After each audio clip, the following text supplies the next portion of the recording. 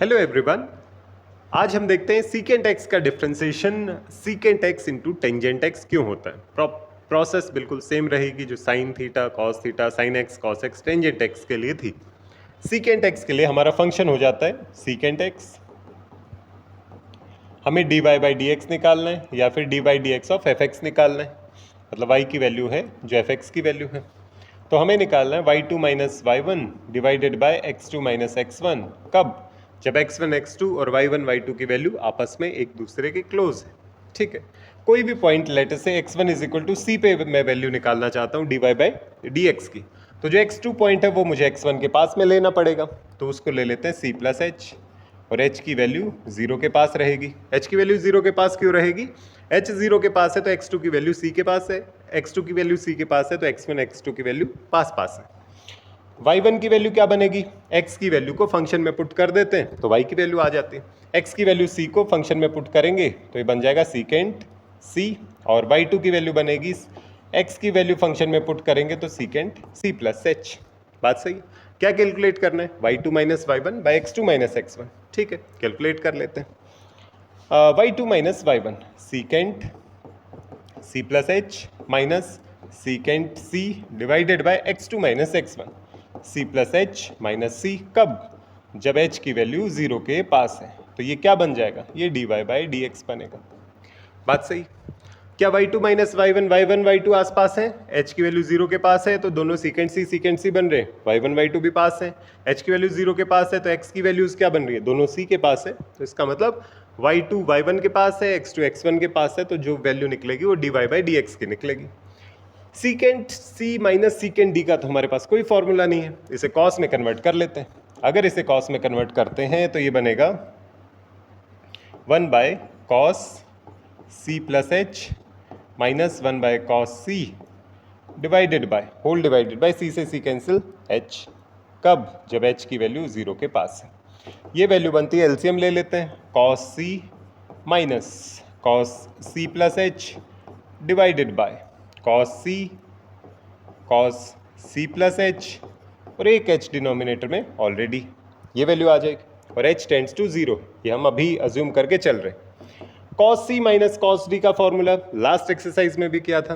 Cos C minus cos D का formula होता है cos C minus cos D is equal to 2 sine C plus D by two sine D minus C by two. इसको use कर लेते हैं।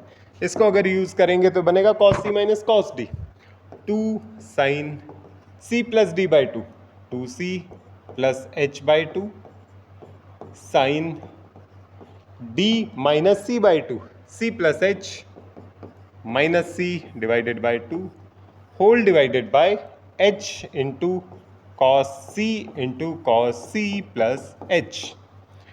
ठीक है, यहाँ पर c से c कैंसिल हो जाता है और ये हमें h टेंड्स टू जीरो है, h की वैल्यू जीरो के पास।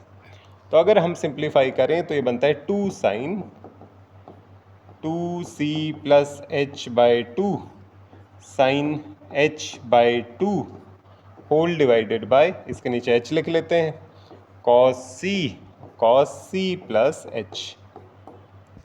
अब h की वैल्यू जीरो के पास जा रही है, limit h tends to zero. अगर h की वैल्यू जीरो के पास जा रही है तो ये वैल्यू जीरो के पास है, ये वैल्यू जीरो के पास है, तो sine x divided by x होता है 1 जब x की वैल्यू जीरो के पास जाती है। पर यहाँ पर ये दोनों जीरो के पास तो जा रही हैं पर दोनों आइडेंटिकल नहीं है। आइडेंटिकल बनाने के लिए 2 से मल्टीप्लाई 2 से डिवाइड, तो ये sine h by two divided by h by two, ये वैल्यू 1 के पास जाएगी। बाकी सारी वैल्यूज कहाँ कहाँ जाएंगी उसको चेक कर लेते हैं। बाकी सारी वैल्यूज बनती हैं 2 से, तो एक 2 कैंसिल हो जाएगा, ये बनता है साइन, अगर h की वैल्यू जीरो के पास हुई तो ये बनेगा 2c बाई टू सी के पास, ये कहाँ बनेगा कॉस सी के पास, ये क्या बनेगा कॉस सी के पास, h की वैल्यू जीरो के पास हुई, और ये sine h by two divided by h by two, ये 1 के पास। तो ये पूरी वैल्यू बन जाती है sine by cos tangent c और 1 बाय कॉस सीकेंट c, तो ये वैल्यू आती है। तो सीकेंट x का differentiation at x is equal to c, d by D x of secant x at x is equal to c बनता है secant c into tangent c। ये x is equal to c general point पे है, किसी x point पे ये क्या बनेगा, सीकेंट x टेंजेंट x। तो इसलिए बोलते हैं सीकेंट x का डिफरेंशिएशन बनता है secant x into tangent x। ये प्रूव हो गया। आप c और c प्लस h इन दो पॉइंट्स पे हमने चेक किया है, आप c और c माइनस h पॉइंट पे भी चेक कर सकते हैं। पहले वाले दो पॉइंट्स पे भी ये जो डेरिवेटिव है वो सेम आना चाहिए। अगर c और c प्लस h पे हम निकालते हैं वैल्यू अलग आती है, c और c माइनस h पे वैल्यू निकालते हैं अलग आती है, तो उस फंक्शन के लिए डेरिवेटिव एग्जिस्ट नहीं करता, उसके dy बाई डी एक्स को हम बोलेंगे इट डज नॉट एग्जिस्ट।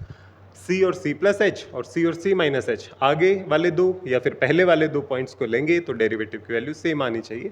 ये डिफरेंशिएबिलिटी की कंडीशन होती है। हमने इस टॉपिक को डिफरेंशिएबिलिटी से शुरू नहीं किया है, इसलिए हम इस बारे में बार बार बातें नहीं कर रहे हैं, हम सीधा y2 माइनस y1 से निकाल रहे हैं, क्योंकि ये जितने भी फंक्शंस हैं वो सारे के सारे डिफरेंशिएबल हैं, उनका डेरिवेटिव हर एक पॉइंट पे निकाला जा सकता है। तो इसलिए हम केवल दो ही पॉइंट्स का यूज़ कर रहे हैं कि जो आंसर आएगा वही इससे पहले वाले दो पॉइंट्स के लिए भी आएगा। तो इस वजह से हम डिफरेंशिएबिलिटी वाले टॉपिक को डिस्कस नहीं कर रहे हैं, सीधा dy बाई डी एक्स को निकालने की कोशिश कर रहे हैं। I hope it is clear. इसी तरीके से सीकेंट की जगह अगर आप कॉसिकेंट यूज़ करोगे तो यहाँ पे cosecant c plus H cosecant c आएगा। कॉसिकेंट को आप साइन में कन्वर्ट कर सकते हो। यहाँ पे जो फॉर्मूला बनेगा cos c minus cos D का, उसमें sine c minus sine d का फॉर्मूला, तो बिल्कुल आइडेंटिकल इसका डिफरेंशिएशन बनेगा और उसको आप घर पे खुद से ट्राई करके देखना। Differentiation of cosecant x d by D x of cosecant x बनता है minus cosecant x cot x। ये आपके लिए होमवर्क है, आप खुद से ट्राई करके देखना। हमने साइन कॉस टेन और सीकेंट का डिफरेंशिएशन करके देखा है, कॉसिकेंट और कॉट का आप खुद से घर पे ट्राई करके देखना। नेक्स्ट वीडियो में मिलते हैं।